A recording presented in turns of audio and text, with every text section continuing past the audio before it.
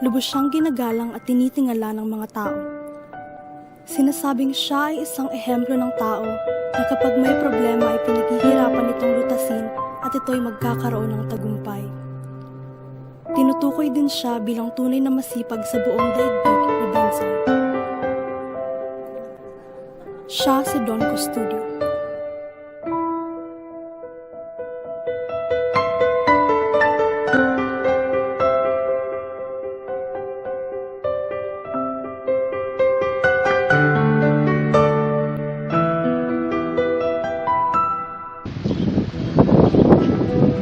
Magandang hapon, Ginoong Pasta. Oh, magandang hapon din naman, Don Custodio.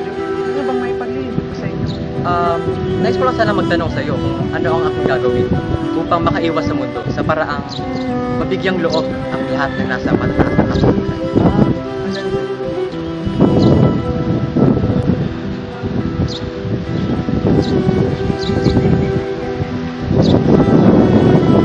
Maraming salamat sa inyong payo, Ginoong Pasta. Wala nga naman.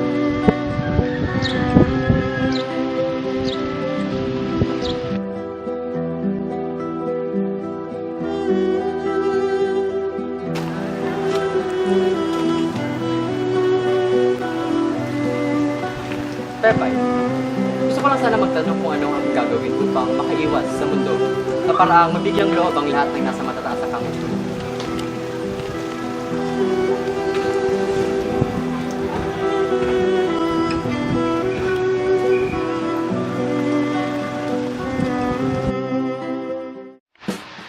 Magandang gabi sa inyong lahat. Atin ang simulan ang pagpupulong na ito.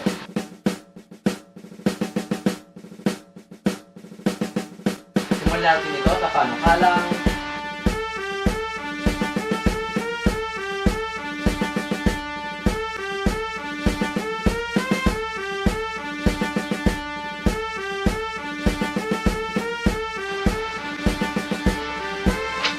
At sa tingin mo, may magagawang mabuti yan sa atin?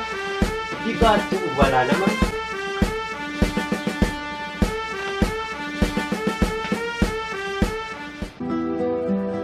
Nagkaroon ng pagpupulong si Don Custodio kasama ang kanyang mga empleyado. Sinabi niya sa kanila na kinakailangan niyang lumuwas sa Espanya para magpagamot ng sakit niya sa atay. Go.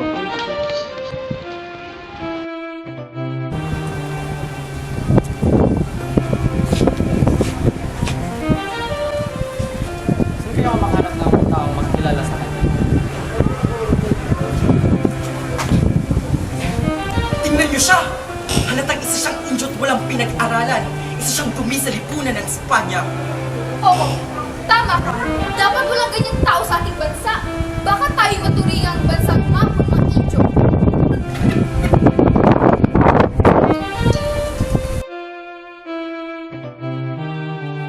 Nang bumalik si Don Custodio sa Maynila, nagpatawag siya ng isang pagpupulong kasama ang kanyang mga empleyado na nagalak sa kanyang pagbabalik.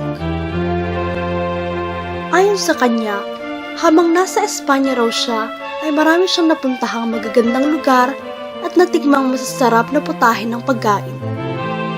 Ngunit, hindi raw mawawala ang mataong namumutya at mapagmataas na tinatawag ng mga konserbador. Naging biktima raw siya ng pangungutya nila at dahil raw dito ay sumanib siya sa isang liberal laban sa mga konserbador. Ito ay ikinabigla ng kanyang mga empleyado.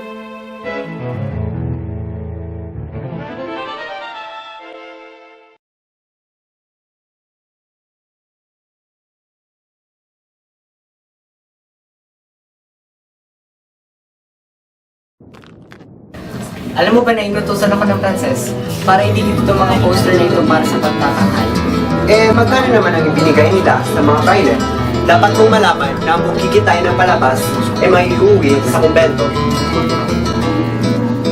Kitam, hindi talaga kardin ang umakot ng mga manonood, kundi ang pastoral. Kalahati ng mga manonood ay dahil sinabi ng pare na huwag manood. At ang kalahati pa ay dahil sa pag-aakala may tinuturo ang palabas. Dahil ito ay pinagbabawal ng mga pride. Mabuti ang iyong mga paskil. Higit na mabisang pantawag ang tao ang pastoral. o ang pagbabawal ng mga pari? Alam mo ba, marami ang nagagalak sa pagtatangal na ito. Oo nga! Yung kung ito'y magiging maganda. Oo naman. Kung alam mo lang, mababait rin ang mga prayer rito. Kahanga-hanga talaga dito sa Maynila.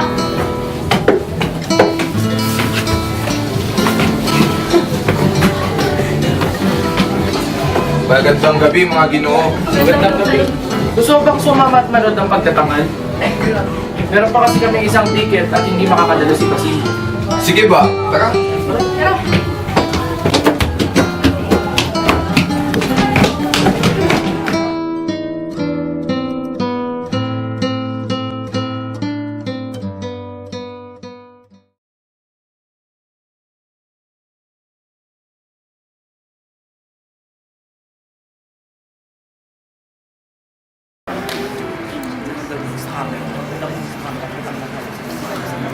Ano ba naman yan?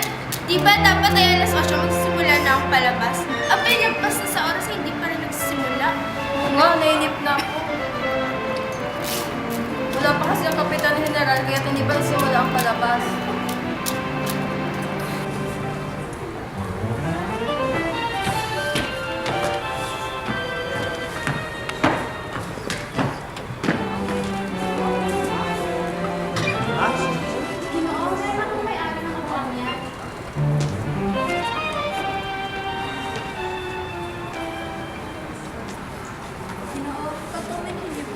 Pero meron na po nakareserva ng upuan niya.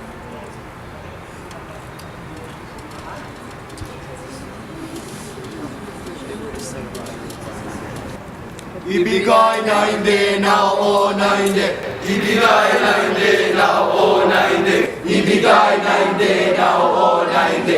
Ibigay na hindi na oo na hindi. Ibigay na hindi na oo na hindi. Ibigay na hindi na oo na hindi. Ibigay na hindi na oo na hindi. Ibigay na hindi na oo na hindi. Ibigay na hindi na oo na hindi. Ibigay na hindi na oo na hindi. Ibigay na hindi na oo na hindi. Sa wakas ay dumating na rin ang mabuti nga dumating na siya at magpagsisimula na rin ang palabas.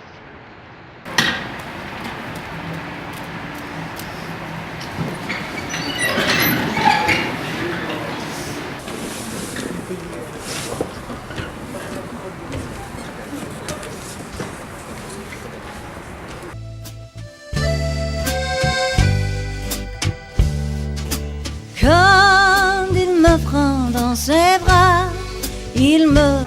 Sinuri at pinagtibay ng kataas-taasang lupon ang kahilingan natin. Akala ko'y wala nang mararating ang ating lahat. Ngunit nakita ko ang pag-asa dahil nakangiti na si Pepa.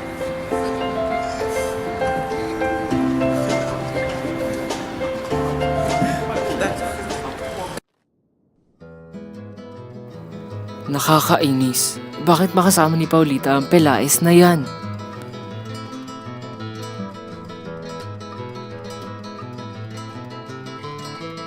Sa oras na mamatay si Tiburcio, ay pakakasalan ko itong si Juanito.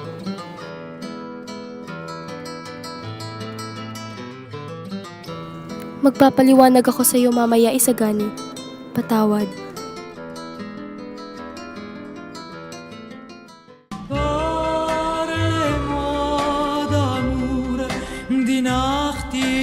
Yung kanta about siya sa isang babae na dalaga na mabilis. Nakapilip ka talaga ba nito? Mabuti na lamang at hindi nahahalata na hinuhulaan ko lamang ang kahulugan batay sa buod ng nabasa ko sa dyaryo. Si Padre Irene. Siya siguro ang pinag-espiya ni Padre Salvi sa kung saan sadyang masama nga ang palabas ng mga Pranses.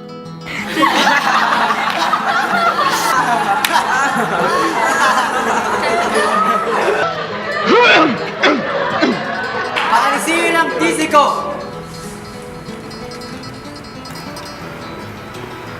Hindi lamang kasama ko sila.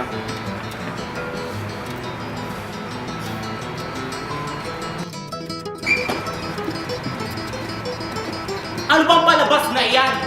Ang isa sa gumaganap ay hindi artista. Hindi naman marunong umawit.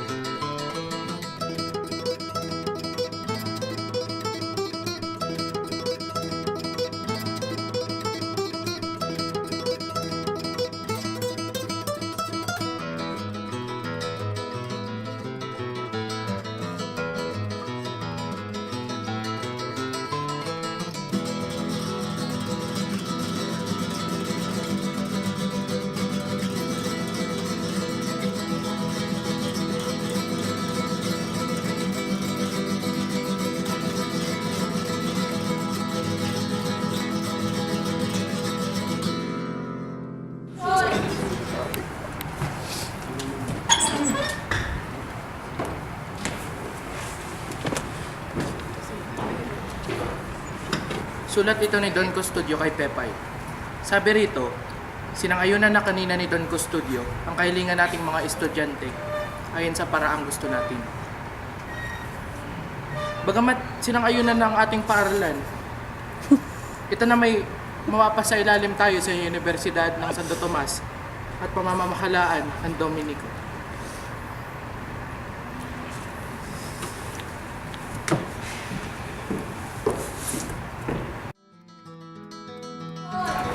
Ayon dito, upang makatiyak na kalahok tayo sa pamamahala ng akademya, tayo pinapagawa ng pangingilak ng abuloy.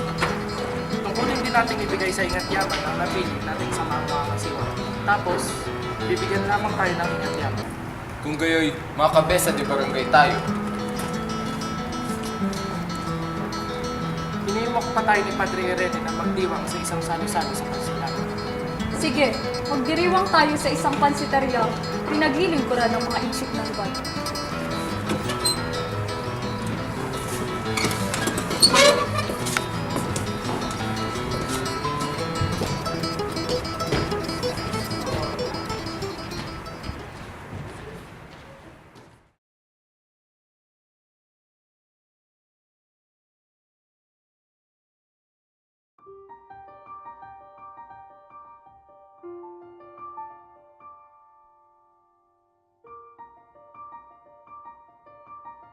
Kumusta ang pasyente? Malubha. Mahinang-mahina ang puso.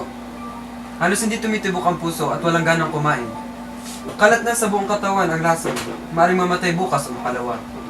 Katulad ng Pilipinas, ang lalong nakapagpahina sa kanya ay ang bangungot at takot katulad ng pamahalaan. Isang gabi ay nagising siyang walang ilaw. Akala niya ay bulag na siya. Sinisigaw, umiiyak at minura ako. Dinukot ko raw mga mata niya. Nang dumating si Padre Irene, yun, sinabi niyang ako daw ang tagapagligtas niya. Makinig ka. Mahalaga ang bawat oras. Napansin kong hindi mo binabasa ang aklat na ipinadala ko sa iyo. Wala kang malasakit sa iyong bayan. Sa loob ng isang oras, ang paghihimagsik ay sisiklab. At bukas, wala ng pag-aaral. Wala ng universidad. At tanging kamatayan lamang ang makikita mo. Ang lahat ay dapat makiisa sa amin. Ang di sumama ay ituturing naming kaaway na dapat patayin. Marito ako para sa dalawang bagay lamang. Ang kamatayan o ang kinabukasan mo. Kamatayan o kinabukasan ko? Sa gobyerno o sa amin? Sa panig ng mga umapi sa'yo o sa panig ng iyong bayan? Sa panig ng umapi o sa panig ng bayan? Hawak ko ang pamahalaan. Isang drama ang isinadula ko. Pinaniwala ko silang may kapakinabangang matatamo sa pagsalakay.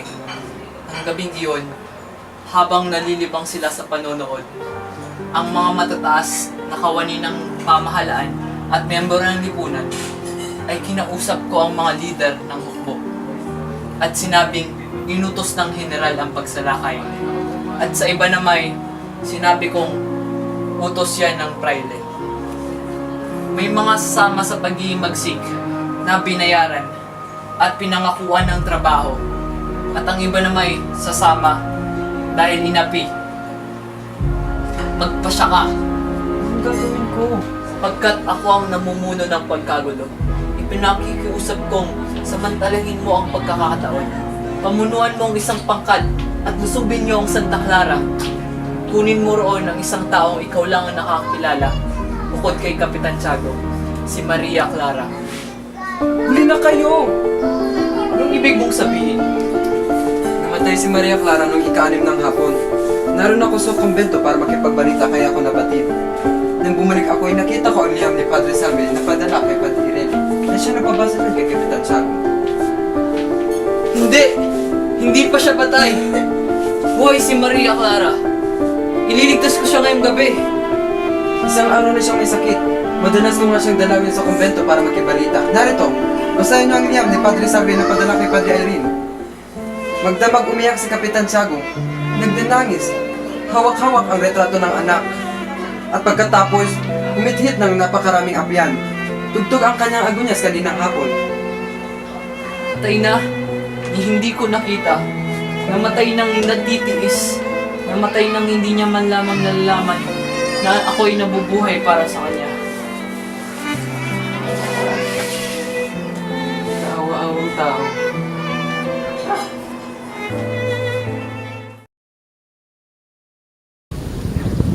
Isang Huwebes bago lumubog ang araw, si Isagani ay naglalakad sa may Paseo de Maria Cristina patungong Malecon. Habang siya ay naglalakad, ay naalala niya si Paulita at ang kanyang mga alaala kasama siya.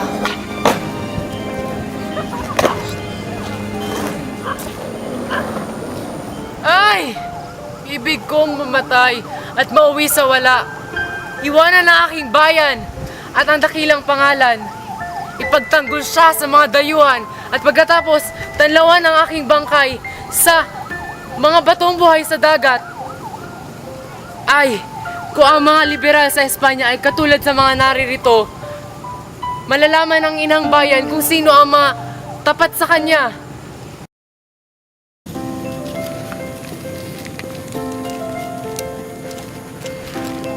Ano ang nakuha mong balita tungkol kay Don Tiburcio? Wala pa pong nakapagbibigay sa akin ng balita hanggang ngayon. Ipaalam mo lamang sa kanya na tatawag ako ng Guardia Civil sa buhay at sa patay. Ibig kong malaman kung saan siya naroon sapagkat kulang ang maghintay ng 10 taon ng isang tao bago makapag-asawa uli. Di yata't may balak pang magpakasal si Doña Victorina. At sino ang sabing palad? Ano ang masin mo kay Juanito Palaez? Galang-galang ka. Parikan. Nahulog ang aking abaniko sa dalampasigan. Ikaw ang tumipan sa akin. Paanong hindi ako, Ngunit kagabi, hindi mo man lamang napansin na ako'y nasa dulaan. ang aking aliw ang nakaibig sa kanya. O sa pag-iisa ko ay nakaranas ako ng kalayaan. O mahal na mahal ko ang bayan ko at minamahal kong higit pa bago kita nakilala. Ngunit nakita kita, inibig kita. At sa mga bakasyong ito ay para bagang may kulang sa akin doon. Kung mapaparoon ka sana kahit minsan. Hindi ako maaaring maglakbay kung hindi sasakay sa isang sasakyan o sa tren. Ayokong mapagod. Hindi malalawat at magkakaroon ng daang bakal. Kung magkakagayon nga sana, ngunit kailan pa? Kung ako bagay matanda na? Aba, hindi mo malalaman ang maaari nating magawa sa loob ng ilang taon. Hindi mo malalaman ang buhay at siglang magigising sa bayan. Oo, ang kinabukasan ay atin. Ang Pilipinas ay magiging ligtas. Ang pansamantala, walang sama ng loob at pag-aalinlangan. Pangarap? Pangarap? Narinig kong kayo'y maraming kalaban. Tunay ngang may kalaban kami at magkakaroon ng tunggalian. Ngunit hindi kami ang magtatagumpay. At kung wala kayong makita? Pakinggan mo, paano kung wala kaming mapala? Pakinggan mo, Paulita. Alam mo kung gaano ko ang pagsinta at pagsamba ko sa'yo. Kapag wala kaming napala, papangarapin ko ang ansang titig at mapalad akong mamamatay upang isang liwayway man lamang ang magmamalaki ay sumilay sa iyong mga mata. Umuwi na tayo, Iha, at baka magkaroon pa tayo ng sipo. Kabila, sumama ka na sa pagbuhin.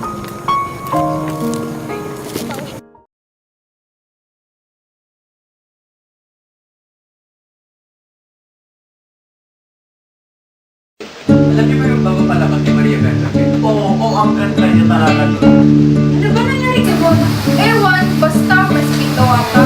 Hindi! Sabi daw ay nagpapakot matiwakal. Bakit raw? Napaka-misteryoso niya talaga. Ang alam ko yung pinas lang siya ng isang hindi kilala sa may luwang liwasan ng Iraq. Bakit raw? Bigan ang saldi.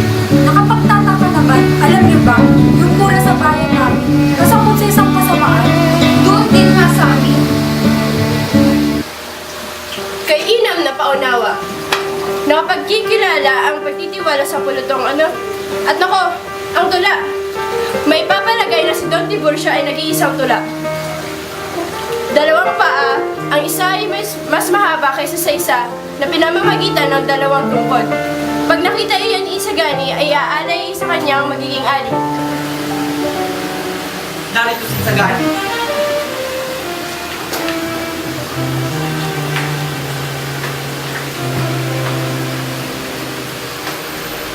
Kung salip ni Juanito ay si Basilio ang ating aaniyahan para lalo pa tayong masayahan.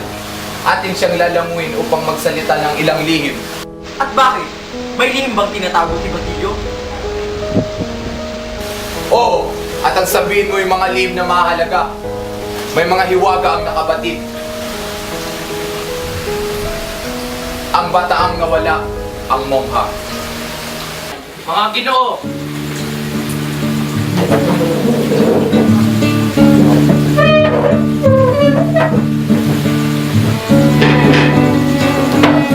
ang pansit landang at siyang sopas ay napakataki. Tulad ng mapapansin mo, Sandoval, ang halo ay kaputi, hipon, sotakon, at pirasong manok. Bilang magunay, ihahandog ko ang mga puto kay Don Custodio. At tingnan natin ang mapagmumukhain niya ng kaunti bumuli. Ang karanaman niya. Ang galing nito. Ang sasagal niya makapun. Ano ang tawag dito? Pansit landang. Ano ba pansit enchik? Para may palaman ang yari nito. Oo, Tris. Isang pangalang mahirap tandaan. Saka, karangalan ni Don Custodio ay papakalalan bago sa pasayto ng paano ko ng samas. Mga Ginoo, meron pa tayong tatlong ulam. Lumpia, enchik, na may laman ng baboy. Dahil pinapahandog para kay Padre Irene. Aba, hindi ka kaya si Padre Irene ng baboy kung hindi alisin ng ilong. Sinang ilong! Alisin ang ilong ni Padre Irene! Konting paggalang, mga Ginoo. Higit na paggalang. Ang ikatlo ay tortang alimango na ipatutungkol sa mga praile. Dahilan sa pagkaalimango. Yan ang tama at tatawagin tortang Friday. Magtutulo sa ngalan ng isa. At ako sa ngalan ng mga alimango. Paggalang, mga Ginoo. Paggalang. Ang ikaapat ay ang pansit kintanlay ukol sa pamalan at sa bayan. Hanggang kamakailan, mga Ginoo, ang pansit ay pinalagay na in-check o punes ngunit tila baliktad sa pangyari. Ni sa China at ni sa Hapon ay hindi nakilala. Bakit na tila lumilitaw ng Pilipino? Ngayon man ang nagsisipagluto at nakikinabang ay paming mga in-check. Ganyan ang nangyayari sa pamalanan sa Pilipinas, tila mga in-check. Ngunit mag-i-in-check man o hindi, ay may mga doktor ang Santa Madre. Ipatungkol ka natin ang pansit sa bayan at sa pamahalaan. Tutol ako. Igalang ang mga bata. Igalang ang mga sinawi. Patungkol natin ang pansit na inchik kay Quiroga, isa sa mga apat na kapangyarihan ng Pilipinas. Huwag sa eminensya negra! Huwag kayong maningay. Sa liwasan ay may mga pulutan na nagmamasid. At ang dingding ay may mga paningan. Tadeo, magtalampati ka nga. Ikaw na lang, Sandoval! Mga kapatid ko sa panukala, Alang-alang sa inyong ayang iyan ay talumpati ng Pangulo ng Museo.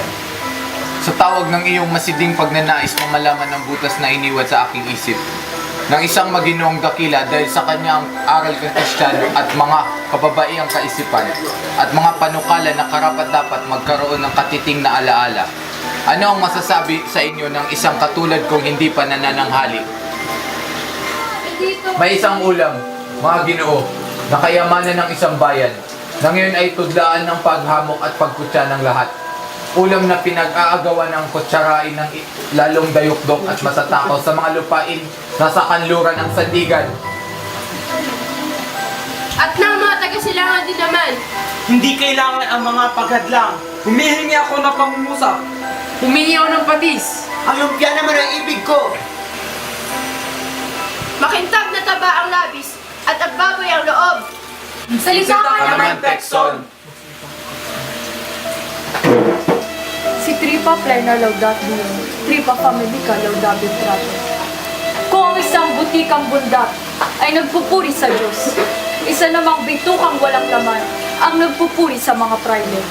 Mga salitang binigkas ni Don Custodio sa pamamagitan naman ni Benzay sa pahayagang El Grito de la Integridad, lathalang ikalawa at kaulang ikasandaan at 57. Mga minamahal ko kapatid kay Jesucristo, ibinubuga ng kasamaan ang kanyang masamang hininga sa kulay dahong baybayin ng Frailandia. Kapuloang Pilipinas sa karaniwang tawag. Hindi sumilang ang isang araw nang hindi umuugong ang isang pagbaka, nang hindi naririnig ang isang masamang panunggit sa mga reverandas, venerandas at predicandas corporaciones na walang sukat na magtanggol at walang sukat na umatid. Mabuhay! Mabuhay! Mabuhay! Mabuhay! Hoy, pinapauna ko sa iyo ang tungkol sa mga praile. Ginagalang ko ang isa. Un fraile, dos frailes, tres frailes, el coro, hacen el mismo efecto que un solo toro. Makinig mga kapatid, ibaling ang paningin sa magagandang panahon na lumipas ng inyong kamusmusan. Siyasatin ninyo ang kasalukuyan at tanungin ang hinaharap. Ano mayroon kayo? Mga praile, praile, praile. Isang praile ang sa inyo'y nagbibinyag, nagkukumpil at dumadalaw ng lubhang masuyo sa paaralan. Bakit hiningin ang laban sa politikang nagtaboy sa kanila? Alisin ninyo ang mga praile, mga Ginoo, at makikita ninyo kung paano babagsak ang gusaling Pilipino. Ang praile ay siyang ama, ang Indio ay berbo. Ang Pilipinas, kung walang praile at walang Indio, ano ang mangyayari sa kahabag-habag na pamahalaan sa kamay ng mga Inchik? Kahain ng tortang alimango. At yan ang dapat natin gawin. Itusto ang mga talumpati. Minaman na lang tayo. Nakita ko ang paborito ni Padre Sipila. Tunay nga ba? Huwag mo nang habulin. Na makita ako ay agad umalis. Yun ang alipin ni Vice Rector na pinaglilingkuran ng Panginoon ng General.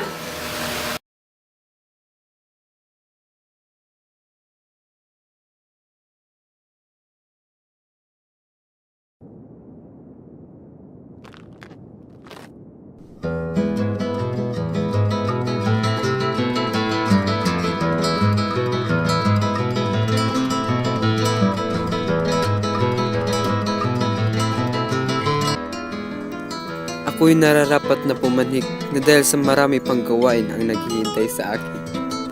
Pupunta pa ako sa ospital at sa universidad. Aayusin ko pa ang aking lisensyatura.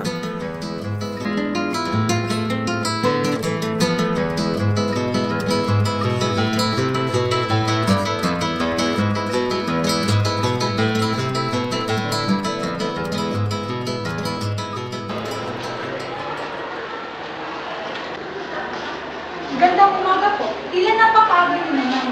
Magandang umaga naman. Pupunta pa kasi ako sa universidad. Kumusta na sila? Mabuti na ba ang kalagayan nila? May kaunting pagbabago na po sa kanila. Ang ilan ay maaari nang umuwi pagkalipas ng ilang araw. Mabuti naman. Hindi na ako magtatagal. Marami pang bagay na naghihintay sa akin.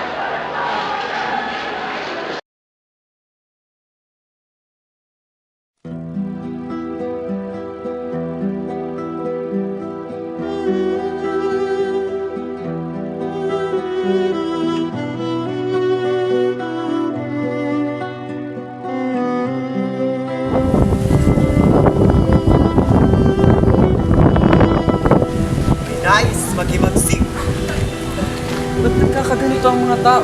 Mag-ingat ka at baka ikaw madamay. Marami ang mga damay ng estudyante. Hindi ko mabatid ang nais mong ipayuan. Umiyak ka.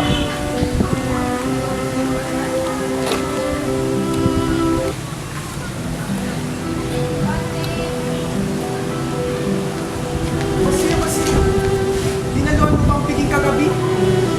Ako'y nagtatapat. Hindi ako dumalo sapagkat kailangan kong bantayan si Kapitan Tiago. Ay, mabuti.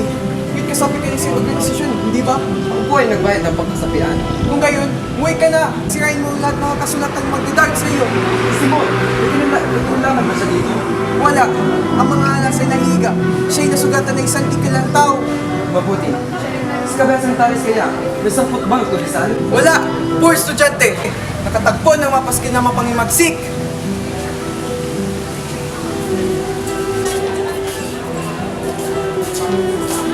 Nangangamin ang katawan ni Kapitan Tiago. Nilalapit niya siya mga ukat buwitre.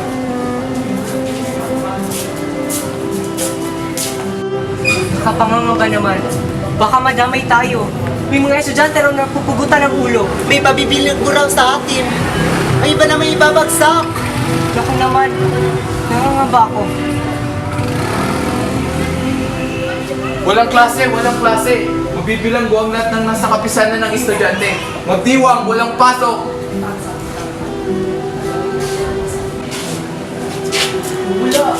Wala akong kinalaman, Basilio. Ikaw ang saksi ko. Wala akong kinalaman, Basilio. Ikaw ang saksi ko.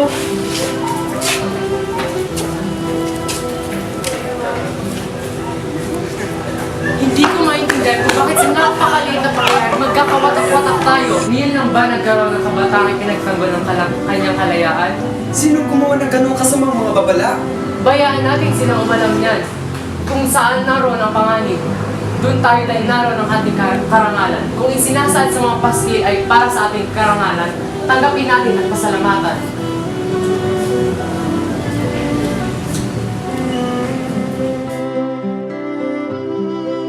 Di ako sang-ayon kay Isagani.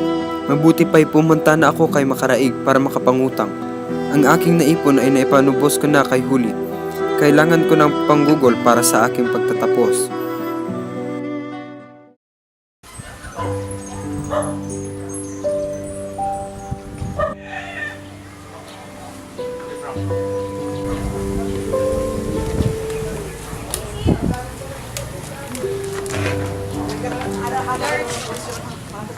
Naparito ako upang makipagkita sa kaibigan kong si Makaraig.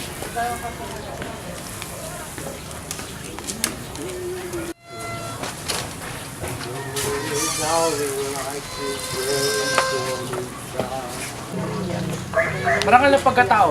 Sa panahon ng kapayapaan kayo umiiwas sa akin. Ano ang iyong ngalan? Basilio po. Narito ang iyong pangalan. Huliin niyo siya! Bakit pati ako? Huwag kayong mag-alala. Mabuti na maibalita ko ang ukol sa hapunan kagabi samantalang nasa sakyan tayo.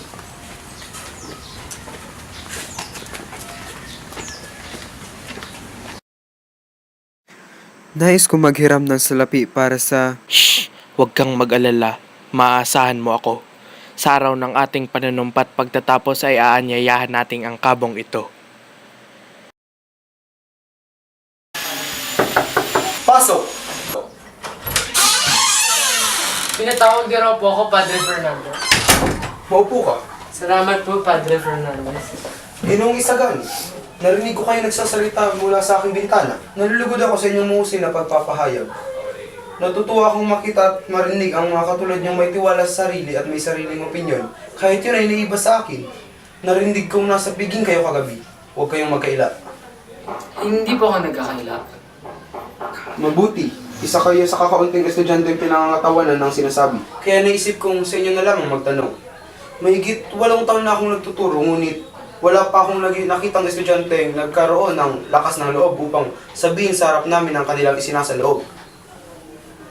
Sa halip, sa pagtalikod namin, sa kami pinipintasan, humahalik sa aming kamay, ngunit sinasakyan kami ng patalikod. Baliw ang sino mang mag-isip ng malakas sa kanyang sarili sapagkat ng sino man ay magtitiis ng kanyang pag-uusig. Di kita inuusig, Isagani, at malaya nakakapagsabi ng anuman sa iyong klase. Sa halip pa, ipaborito pa kita, Isagani.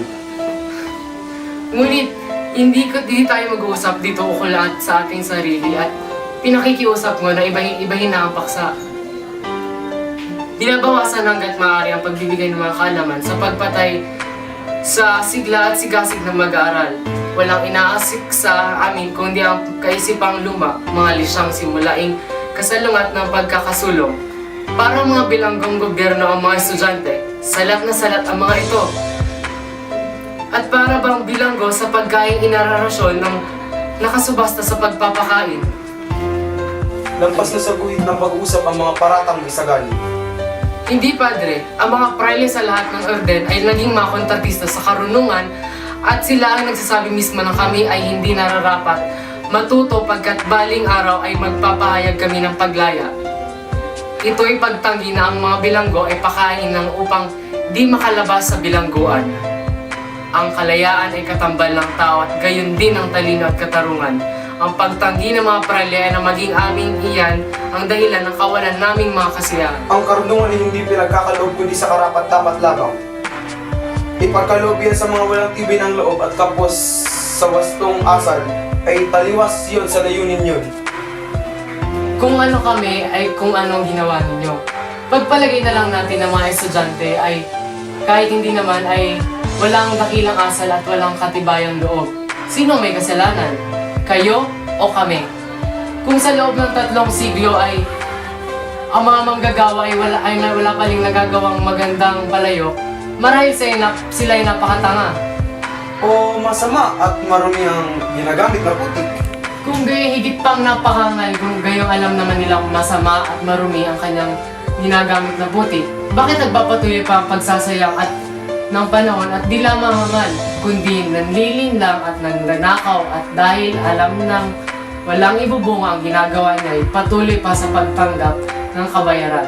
At di lamang hangal, mandaraya at magnanakaw, kundi isa pang talipandas dahil ayaw nilang subukin ang kakayahan ng iba sa paggawa ng magiging kapaki-pakinabang. Kinapuputan ng bayan ang sundalo na dumakip at hindi ang hukom na nagpanaog ng hatol ng pagkabilanggo. Kami napapagitna sa dalawang sibat, sa inyo at sa pamahalaan. Kung ano ang utos sa amin ay siya namin sinusunod.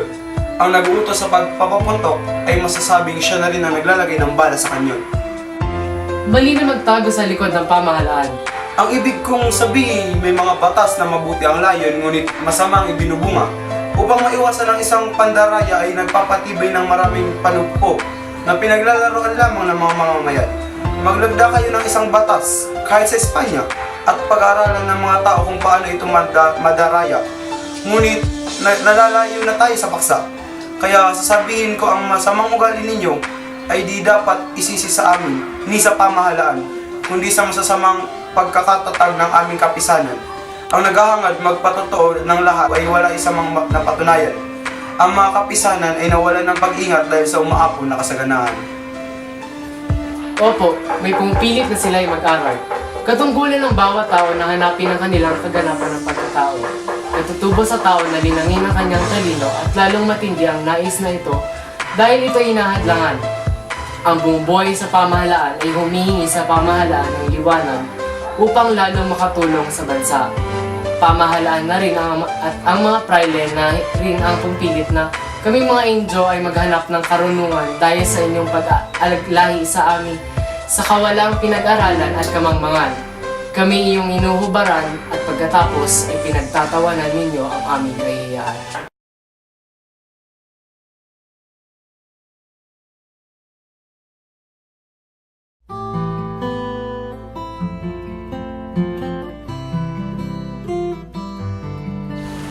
Ako lang naman nag-iisip sa Pilipinas.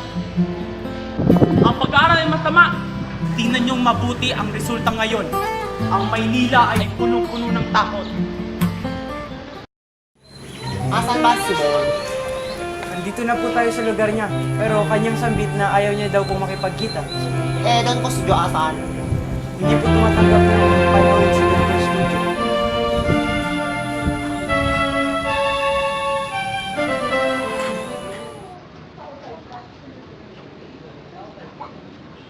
Nasa loob na po si Benzay. Salamat. Maaaring na ba akong pumasok? Sige po. Sumamabig ang aking pakiramdam. pakisabi na lang na ako'y dumalaw at nangangamusta sana.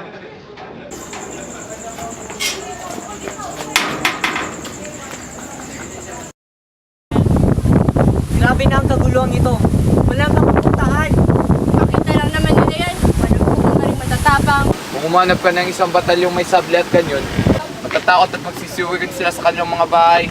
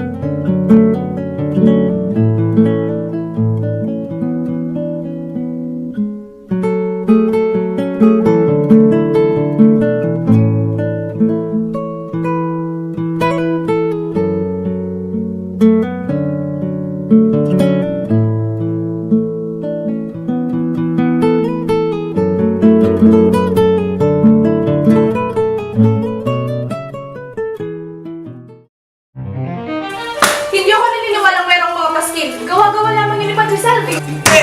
Si Quiroga magpaka na itong lahat. Balita na may ibig daw ipasok na kontrabando si Quiroga at sa loob ng 100,000 Mexicano nagkaroon ng kaguluhan. Pinadulusan ng mga kawani sa aduana at nakalusot ang mga salapi. Ginawa niyang isyong mga maskil upang di mahalata ang kanyang mga ginagawa. Habang gulong-gulo ang lahat at abalado ng mga mag-aaral, edi sasamantalahin niya at makikisol doon sa aduana para makapasok yung mga pilak niya.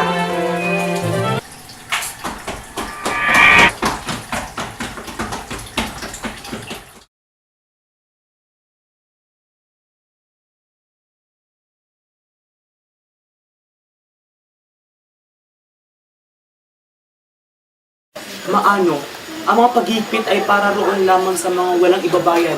Ngunit si Kapitan Tiago, aba naman kayo, kung iyon nung inchik na di bininyagan ay may misa de requiem pa, si Kapitan Tiago pa ba ay mahuhuli at mapapabayaan? Gandang gabi, Kapitan Tiago. Gandang gabi, Padre Irene. Ika'y maaari nang maupo. Ika'y aking pinapunta dito sa kadahilan na ika'y aking hinirang bilang tagapagpatupad ng aking huling mga habilin. Isang bahagi ng aking kayamanan ay pinagkakaloob ko sa Santa Clara. Isang bahagi ay sa Papa, sa Arsobispo, sa mga korporasyon at sa mga mag-aaral na nangangailangan ng matrikul. Pati na rin kay Basilio ako'y magpapamana. Sa aking napabalita, nagpapakita ang kaluluwa ng namatay sa mga mongha noong kasalukuyang naghihinalo pa ito. Pinaliligiran ng liwanag ang kapital. Ito'y paniniwala na iniligtas ng Diyos ang kanyang kaluluwa. Bakit naman? Dahil sa dami ng mga misang patungkol sa kanya at sa pagkakaloob niya ng kanyang kayamanan sa simbahan. Kaya sana yahamunin?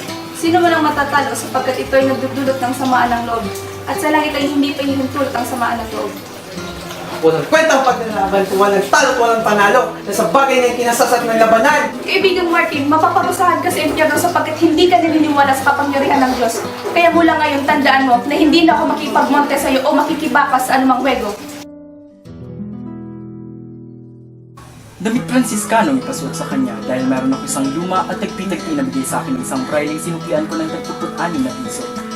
Nagsabi rin siya na pag ito ay sinuot sa kanyang kamatayan, ay ililigtas ito sa apoy ng impyerno. Handa akong ipamigay ito sa aking matalik na kaibigan dahil sinusunog ang aking konsensya na hindi kuman lamang siya binisita ng siya'y nabubuhay pa at may karamdaman. Hindi maaari sapagkat ito'y nakasuot ng wrap na makita ng mga mongha. May isa pa ako nakalaan na. May bibigay ko ng 4 piso kaysa damit Franciscano sapagkat ayaw na akong pagtubuan pa ay isang dating suki noong nabubuhay pa. Hindi yan matutupad. Diyos ay hindi tumitingin sa damit. Kaya't ang anumang dating niyang matrahe ay yaman na.